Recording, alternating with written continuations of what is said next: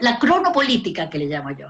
Esta idea de que las mujeres pueden llegar a tener 1 hora a la semana para sí, el autocuidado. ¿Ah? Te dicen, cuídate tú entre la pandemia y la... No, si el autocuidado es importante, pero tiene que ver con una cultura de autocuidado y con una infraestructura que lo soporte. ¿Cómo me voy a autocuidar, por ejemplo, desde el punto de vista cronopolítico, si tengo 1 hora al día, a la semana para cuidarme? Entonces, la cronopolítica tiene que ver con el capitalismo, pero peor que todo, la cronopolítica, el tiempo, la política del tiempo, afecta el neoliberalismo sobre todo porque se reorganiza el tiempo de una manera para sacar el jugo, flexibilizando, digitalizando, desconstruyendo todo lo que era el trabajo decente, mínimo, el respeto a las 8 horas, etcétera, todo lo que conocemos, porque los sindicatos también en el neoliberalismo han decaído, y los sindicatos eran la protección colectiva de las y los trabajadores. Entonces, el tiempo en el capitalismo neoliberal se llama toyotista, se organiza por funciones. Entonces tú puedes en 8 horas puedes organizar lo que antes se hacía en 20, porque has dividido, fragmentado, flexibilizado el tiempo y lo has convertido en funciones de tiempo, no horas de trabajo. Tú puedes realizar las funciones más variadas y concentradas. Entonces, tú me preguntabas por qué es tan importante entender el neoliberalismo, y yo te diría por las múltiples violencias. La violencia del tiempo es una violencia, por eso surgió un movimiento tan importante por las 40 horas, porque la violencia del tiempo es clave para la soberanía y la autonomía, y el autocuidado es completamente contradictorio no tener 40 horas mínimas, ¿no? Pero eso incluye un sistema de cuidados, en donde las niñas y las niñas están también proveídos, ¿no?, de un ambiente en donde las mujeres puedan decir yo voy a trabajar y las tengo en seguridad, las tengo bien a los hijos, las hijas. Entonces los cuidados en Uruguay se organizaron como un sistema nacional de cuidados. ¿Por qué? Porque debe ser un problema de país. Los cuidados, incluyendo el autocuidado, son problemas de país. Y por supuesto para el feminismo es clave porque la violencia afecta principalmente la incapacidad de cuidarte a ti misma. Y eso lo trabajó mucho Foucault, esto del cuidado. La mujer está hecha para cuidar a otros, los varones para que sean cuidados. Y nadie se cuida a sí mismo.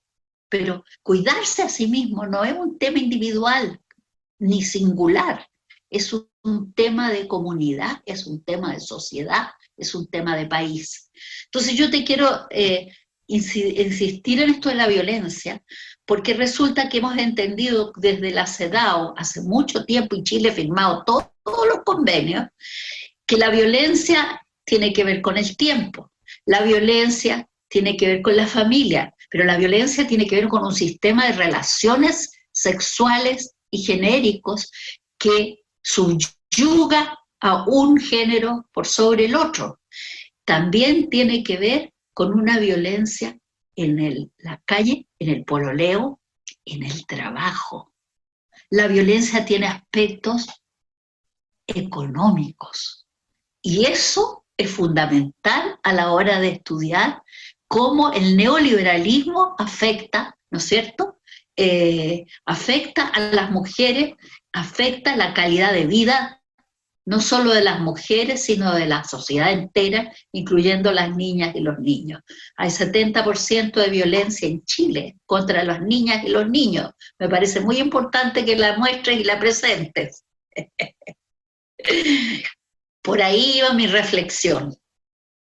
No sé si me fui demasiado por alguna rama, si quieres apuntar, porque la pregunta era el neoliberalismo y feminismo. Sí, era biopolítica, también analizar quizás un poco tu visión sobre la pandemia desde un punto de vista desde la biopolítica, algunos aspectos que te han llamado la atención, quizás con el mismo estado de excepción o con el manejo de datos, quizás alguna reflexión por ese lado.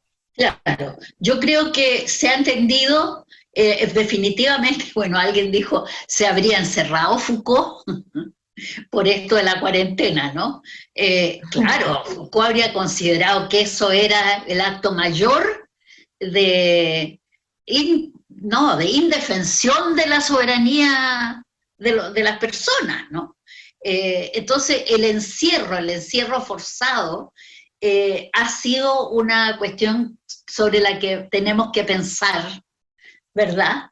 Y sobre todo tenemos que pensar en el encierro porque genera una nueva reagencia el hogar desde el Estado. O sea, el hogar era como lo último que estaba ahí privatizado y por eso la violencia estaba escondidita ahí, pero en estas condiciones todos todas hemos regresado al hogar obligadamente con un lenguaje militarizado, pero no solo lenguaje, sino tenemos estado de emergencia, los militares en la calle, hay que conseguir permiso, es como el apartheid generalizado. ¿Ah? Todos somos sospechosos del COVID.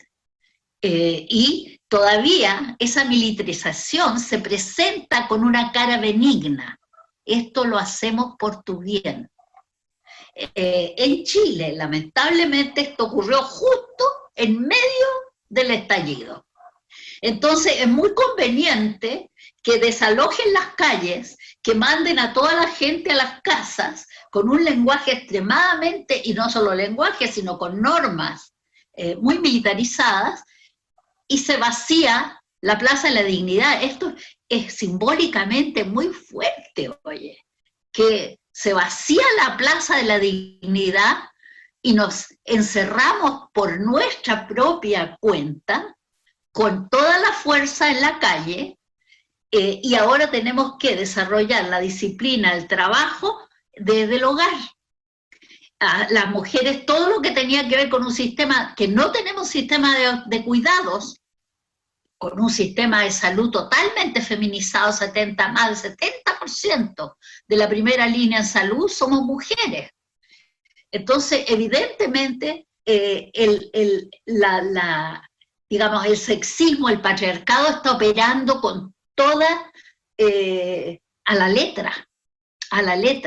Y lo que ocurre entonces, al reintegrarnos al espacio doméstico, recordemos que domos es dominio también, es dominio, aquí se domina, este domo no es el hogar, dulce hogar, y aquí en esta concentración, en este nuevo campo de concentración, diría yo, que es el hogar, se expresa toda la violencia del sistema neoliberal y en el fondo del capitalismo, porque tenemos que producir, las mujeres producen, se convierten entre comillas, las tías para enseñar, en las que alimentan, las que limpian, las que cuidan y las que trabajan, porque las mujeres ya estábamos integradas a la fuerza laboral.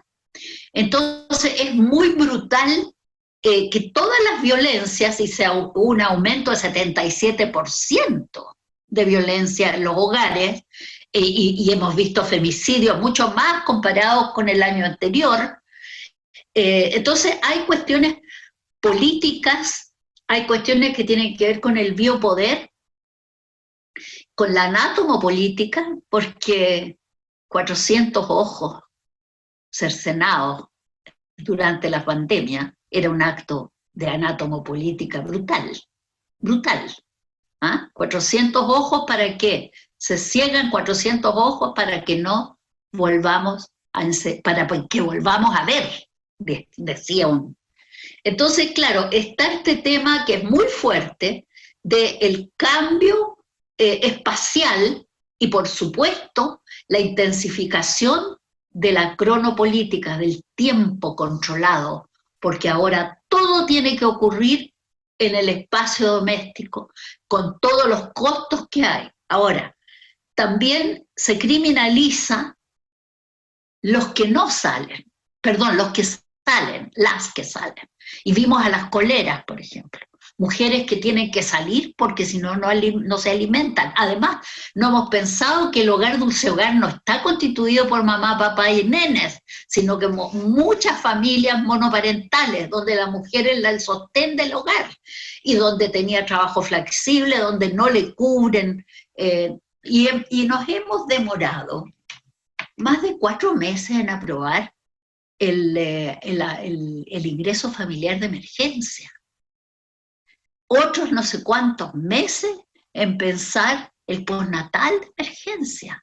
Entonces, podríamos decir desde un punto de vista feminista que todo lo intenso del capitalismo en términos de la dominación de los cuerpos y de los sexos y de los géneros está ocurriendo en la, entre comillas, nueva privatización del espacio humano, que es el hogar, en donde ya ahora no solo es el espacio del hogar, sino es la nueva frontera de tu propia corporalidad, que no te puedes tocar, que no puedes, o sea, realmente entre el teletrabajo, las políticas de dominación telemáticas, el control de nuestras identidades, ha sido, entre comillas, la pesadilla de la novela 1984, ¿no? En ese sentido, estoy muy preocupada porque el problema de la cuarentena es que intensifica la pauperización de las mujeres y de los sectores marginales, ¿no? Al mismo tiempo que la militarización intensifica la militarización en la Araucanía. Y es para mí muy grave el momento que estamos viviendo, precisamente porque venía después de un gran estallido a nivel, digamos, el 8 de marzo de este año, 2 millones de mujeres, el violador eres tú, unos cuerpos indómitos, una civilización que se libera a niveles no vistos en Chile, con una soberanía y una autonomía, y esos conceptos de autonomía y soberanía son los que yo veo más limitados, pauperizados, vulnerados en esta pandemia. Por lo demás, como tú bien señalabas en algún momento en tu pregunta, el neoliberalismo ha sido lo menos garantizador de derechos humanos, derechos sociales, derechos sexuales y derechos reproductivos.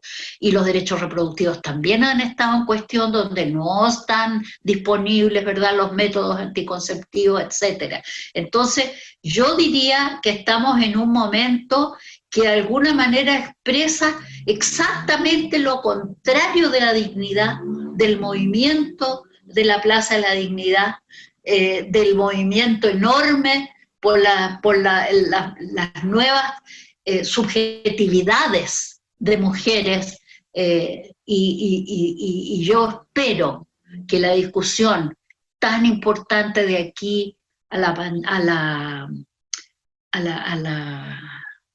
nueva Constitución se impregne de esta necesidad de Estado garante de derechos, no militarizado, respetado, donde se respeten los derechos de las minorías y de los migrantes, y sobre todo por una constitución no solo paritaria, sino plurinacional, por el derecho de los pueblos mapuche e indígenas a sus territorialidades y a sus propias culturas, incluyendo las culturas médicas, entre comillas, culturas de salud, de respeto a la vida y a la naturaleza. Sí, muchísimas gracias. Claro, justamente una constitución de la que nos sintamos parte, de un país del que nos sintamos todos parte, que en este momento no pasa, es una constitución ahora que es hecha por unos pocos, para unos pocos, y justamente lo que tú dices es lo que hay que retomar en este nuevo proceso. Así que yo creo que con eso ya concluimos, ha sido clave para entender realmente lo que está en nuestro presente. Muchas gracias por todas tus reflexiones, muy importantes, así que te agradezco el tiempo. Gracias. Y nos despedimos ahora. Nos despedimos. Dejamos el tema de los datos para otra vez, porque sí. el tema es clave. Para otra vez. Para otra vez. Muchas gracias, Kenny. Gracias a ti.